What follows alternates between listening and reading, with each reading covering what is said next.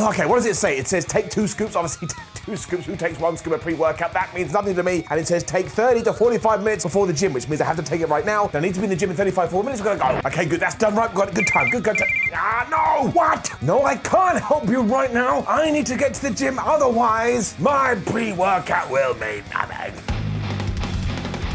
Time in the board, hey-ho here, along with Joe the fitness mascot and Stanley the Games giraffe. They're just cute toys that want to look at you and make you feel good, and they make me feel good. When everybody feels good, life is better. When you go to the gym, and when you've been going a long time, you do basically get inducted into a little club where you can share anecdotes with other people that don't go to the gym, and they will look at you like this.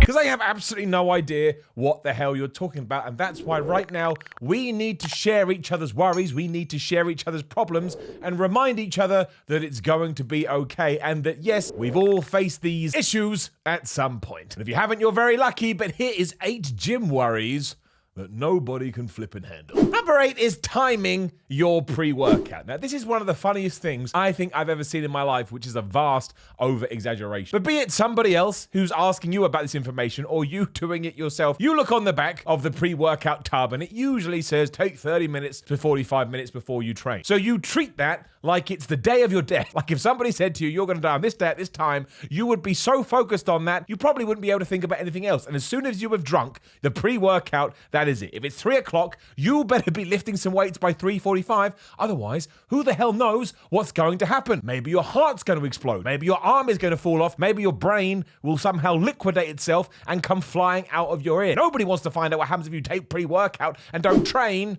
Even though secretly all that's going to happen is you'll feel a little bit buzzed for a couple of hours and then that will be that. But it's true, how many times, and I bet it's happened to you at least once, you've been going to the gym, you've taken your pre-workout and there's an issue. Maybe you get stuck in traffic. Maybe somebody gives you a phone call and says, oh no, I desperately need your help, and you have to prioritize. But as soon as you start realizing this isn't going to happen, you start freaking out. And then if you have taken it and you get to the gym, say 90 minutes afterwards, you're like, well, do I have to take more? Am I going to get any advantage from this? Even though pre-workout is a supplementary supplement. That's a stupid thing to say. What I mean by that is it doesn't matter. You can have a good workout with it. You can have a good workout without it. It's not going to make a blind bit of difference. What you absolutely should not do is double up on your dosing, because this stuff can be really strong, but I love seeing people melt down all because a clock screwed them over. Number 7 is uncooked and cooked ingredients. Hands up if you've had rice in the past. On the back of the packet it says, 100 grams is whatever, I don't know, 300 calories. And then you're like, but wait a minute, is that 100 grams cooked or is that 100 grams uncooked? And then other packets of rice will tell you it's 100 grams uncooked. So like, okay, cool, I'm going to start doing that. But then maybe you have to change your rice because you go to a different grocery store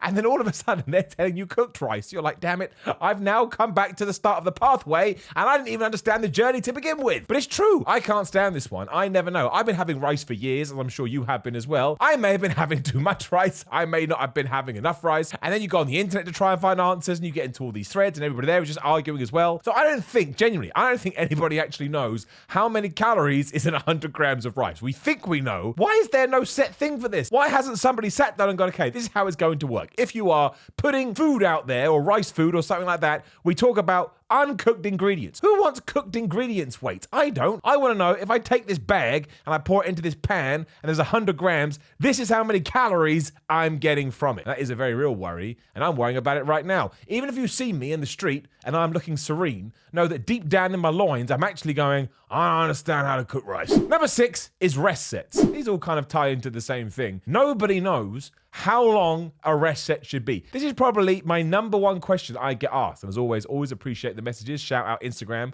at Simon316 and hit the subscribe button as we're doing more cheap plugs. But it is all the time. How long should I rest when I've done 1 set going into another set? And there's no answer. You kind of have to feel it, to be honest. Now, it also depends on your discipline. Like if you're a bodybuilder and you're going for hypertrophy and everything like that, probably about 2 minutes, but it could be 90 seconds, it could be 60 seconds, it could be 2.5 minutes. If you're going to have a better workout by waiting 2.5 minutes between your sets, you should do that. If you're a powerlifter and you're a strong man, you're going for a 1 rep max, well, you probably want to make 5 minutes plus in order to hit it as hard as you possibly can. But nobody knows, and everybody just freaks out. And then you start deciding, well, I'm not resting enough, which means, I'm not getting a proper lift. But they're like, oh man, I want to try and turn my weightlifting session into a cardio thing. I should be going quicker. I mean, that's nonsense too. If you're lifting weights, don't worry about your cardio. Do weights for weights and do cardio for cardio. But look at this crazy equation we have just come up with. No wonder you you end up at the end of the day like, oh, I'm so tired and my head hurts, because you have just stored it with so much information and none of it actually makes any sense.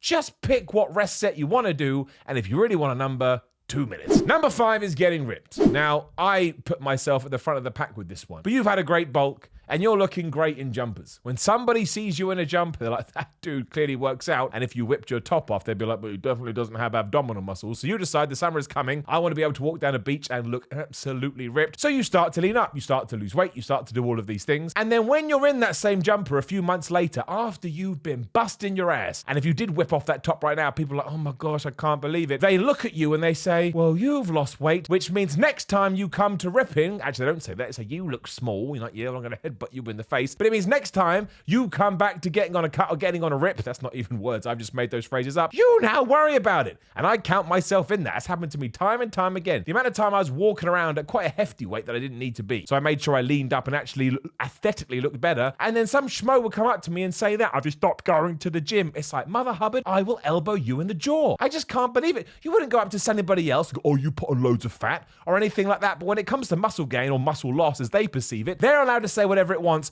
and it completely ruins you and it makes you a worried mess. And the worst part is it works the other way, because number 4 is getting big. You're at the end of your cut, you're at the end of your rip, you're at the end of your dieting. You decide that you want to bulk up and put on some size, and then yes, as I just mentioned, people come up to you and go, oh, what'd you get fat for? I could see your belly podge. And it's usually the same person that had a go at you for being lean. So you're like, well, I'm just a dog chasing my tail. What physique would you like me to have? What physique can I turn up and meet you where you'll finally look at me and go, I can appreciate your hard work? Now that I've just shouted and raved about that, there's every chance it's just me that worries about it, but I really truly do. Not necessarily worry, I just don't need the comments. Number 3 is not taking enough supplements. We have talked about this time and time again, but it's true. I hear it from so many people, and I used to be like it as well, which is why I can understand. But you think, well, I'm a bodybuilder now, and I'm a weightlifter, I'm a gym goer, I'm a fitness freak in the fitness palace of love. So if I'm not taking enough supplements, how the hell am I ever going to be able to get to where I want to go? So you will just go read every single study you can find and every single testimonial to go, well, I need L-carnitine and I need BCAAs and I need protein and I need this and I need that. Whereas they will always help you a little bit. But again, we're talking the 1 to